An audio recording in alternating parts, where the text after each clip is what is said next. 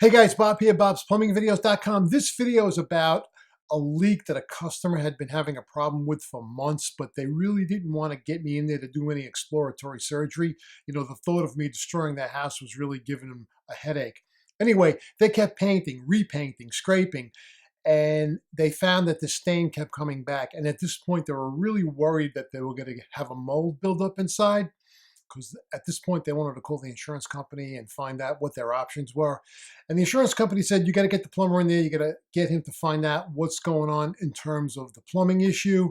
And that's what this video is about. So stay tuned. This is going to be a good one.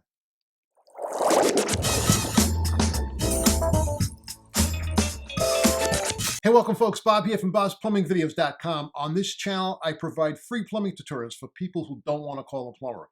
No scientific data, no fancy chemical breakdown of the materials I use in these videos, just common sense solutions to everyday plumbing problems. After all, folks, you shouldn't have to take out a mortgage to be able to afford a plumber. If you're new to the channel, I highly recommend you subscribe. Also, don't forget to hit that bell notification so you'll be notified of when I post a new video. Now, let's get into this video. Oops, I almost forgot. Get lost. So as you can see from this photo here, the first photo, when I got there, if you look at the wall over there to the upper right side of the photo, you're going to see the dampness. You know, they have been painting, repainting, repriming, and the stain kept coming through. So naturally for me, I wanted to start down low to see what's happening. And when I did open this particular hole you're looking at, it was very, very wet. So my next move was to make another hole slightly above it to see what was going on. So here we are at hole number 2, which is about, I don't know, a foot or two above hole number 1. And to my surprise, I have dry. I see no water. It's absolutely dry. And now I'm scratching my head, and I decide to make one more hole above this, up close to the ceiling. So this is hole number 3, up close to the ceiling, and again, absolutely bone dry. Now you can't really see it in this photo, but behind that wooden lath just below the molding, there is a hub in the stack, and then there is an 1/8 bend. So that stack offsets. It offsets about 1.5 feet to 2 feet and then continues going up straight. Absolutely bone dry, and now I'm really scratching my head saying, you know, how could it be wet down below and it's not wet up here? You know, it makes sense. Water goes from top to bottom, but so far I'm not seeing any water. So now I have a total of 3 holes, one down at the bottom, one up at the top, one kind of upper midway, if you would call it. And the only place I'm seeing water, and I'm seeing a lot of wet, is in that first hole I made. Again, water in the first hole, no water in either one of the 2 top holes. And now I'm really, really perplexed as to what's going on. So as you can see in these next 2 frames, this is the first hole I made down at the bottom, and inside this particular hole, it's really, really wet. I mean, the lathing on the opposite side of the stack is really soaking wet, and you can see that galvanized vent pipe is dripping wet. And now I make the judgment call to go on the opposite wall in the kitchen and pop open one of the subway tiles. And as you can see in these 2 clips, I'm getting a lot of water. I'm on the opposite side. It's very, very wet. I have the homeowner upstairs flushing the toilet, running the sink, running the bathtub, and I'm getting a lot of water on the opposite side of the wall. And at this point, I'm still not sure what's happening, but now I wanted to go upstairs and remove the toilet and actually open up some of the tile wall to see maybe if there's a water line that's dripping, you know, on a beam, and it's just migrating and traveling and dripping down to the first hole and missing the upper 2 holes. At this point, I'm still not convinced that we're dealing with a waste leak. So I'm up in the bathroom. I removed the tank and bowl, which was a prehistoric monster, by the way, and I opened up some of the tile wall behind it. And as you can see, coming up in the next frame here, I'm looking for signs of water, perhaps from a water line that's either spraying or just dripping somewhere. and I find no water at all. So now, I have to make the judgment and call as to where this leak is coming from, and I decide that I'm pretty sure that the stack is cracked on the kitchen side of the wall. So I make the call and I decide I'm going to cut this stack out. Now, between the hub you're looking at there, that is the one on the bottom, and there was one on the top that I cut just below. There was another hub in the middle. And rather than chance taking this out in one piece, because I was alone doing this job, I took it out in two pieces. I made actually three cuts, one at the top, one at the bottom, one in the middle, and I removed the stack. And this is what I found. So when I removed the stack, this is what I saw. This was cracked. And what's incredible about this is it wasn't completely from top to bottom. It's the crack stopped probably about 6 inches shy of the top and 6 inches shy of the bottom. And I'll show you a shot of the cutoff I did from the upper and lower hub.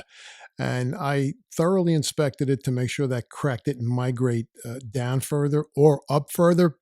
But this is what I found, and this crack was slammed up against the lath, the wooden laths. So it was the lath and plaster construction, and basically that the lathing was, or the lathing was actually, up against the crack, and the water was just kind of seeping into the wood, if you will. So when they flushed it, it didn't really pour out; it just kind of like leached into the wood. And then from the wood, it went into the plaster, and then it just started just wicking up all over the place. So it wasn't that they flushed or used the tub or used the sink and it was pouring down. It was just kind of leaching into the wall, which made it all that much more difficult to find. And here is a piece of that stack that I had out in the, I put it out in the homeowner's driveway.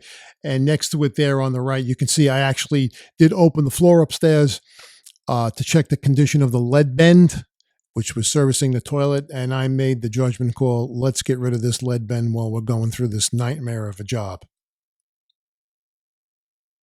And here is the finished replacement. I used service weight no hub cast iron with two Husky clamps. They are Husky clamps. They're heavy duty no hub couplings, and they use an 80 psi torque wrench. So there's 4 bands on top, 4 bands on the bottom.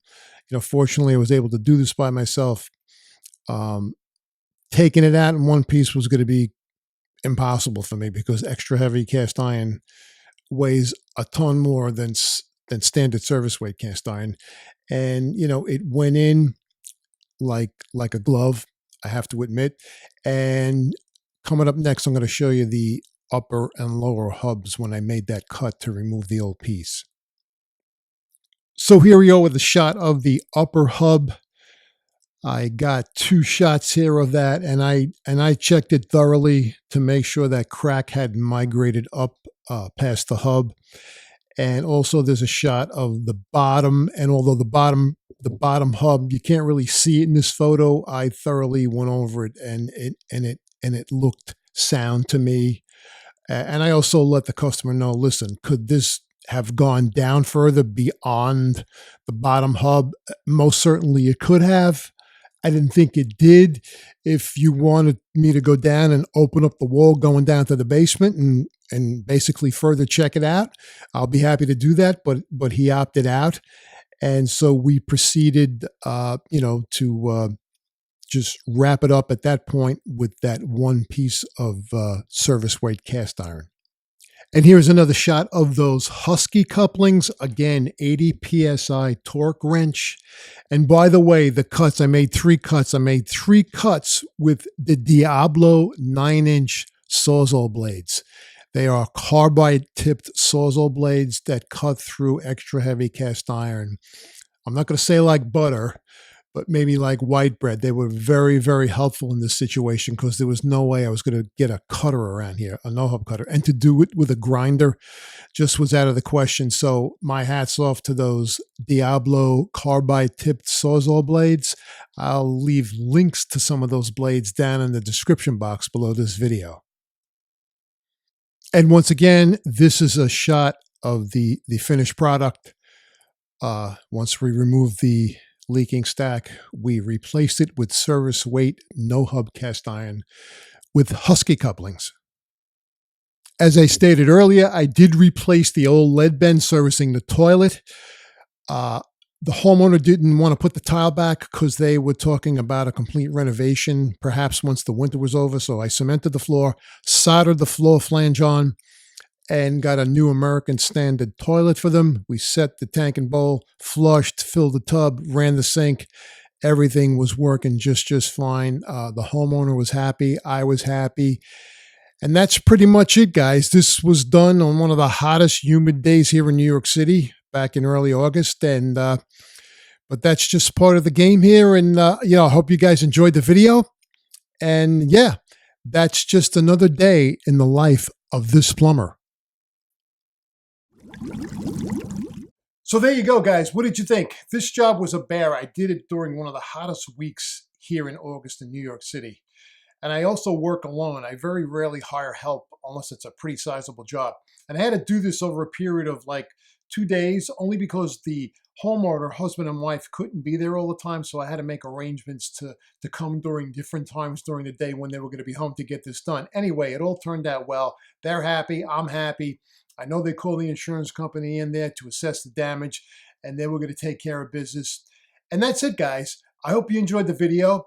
I look forward to seeing you in my next video. Now, please, if you're not a subscriber to my channel, I would encourage you to subscribe, hit that notification bell, but more importantly, hit that like button. When you hit that like button, YouTube will put this video in front of more eyes, thereby helping more people. Also, stay tuned for 2 videos that are going to pop up here to your right. One of them I chose, one of them YouTube chose. Folks, I appreciate you coming by. Please give me a thumbs up if you enjoyed this video. I look forward to seeing you again real soon. Stay well, and as always, happy plumbing.